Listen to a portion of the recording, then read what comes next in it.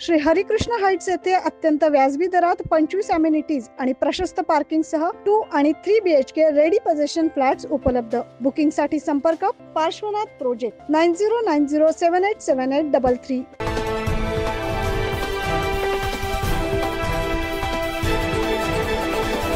राज्यपाल PC राधाकृष्णन हे आज राज्यपाल झाल्यानंतर पहिल्यांदाच नाशिक दौऱ्यावर आले होते। त्यावेळी त्यांनी नाशिकच्या शासकीय विश्रामगृहात लोकप्रतिनिधींशी संवाद साधला।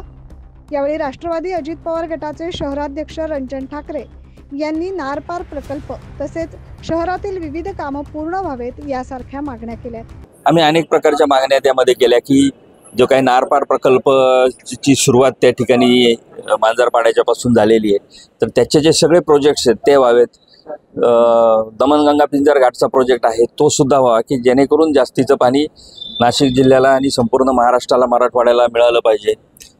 येणारं जे सिंहस्थ आहे या सिंहस्थाचं छानपैकी नियोजन झालं पाहिजे, कारण शेवटी यातून येणारा निधी जो आहे त्या निधीतून या शहराची जे काही इन्फ्रास्ट्रक्चर आहे त्याच्यामध्ये अजून चांगली वाढ करून एक चांगलं शहर त्या ठिकाणी निर्माण झालं पाहिजे।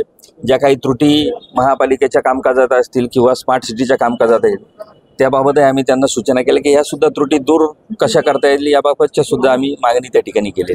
जास्तीत जास्त लोकांना भेटल्यानंतर प्रश्न सुटतात असं यावेळी राज्यपाल PC राधाकृष्णन यांनी सांगितलं।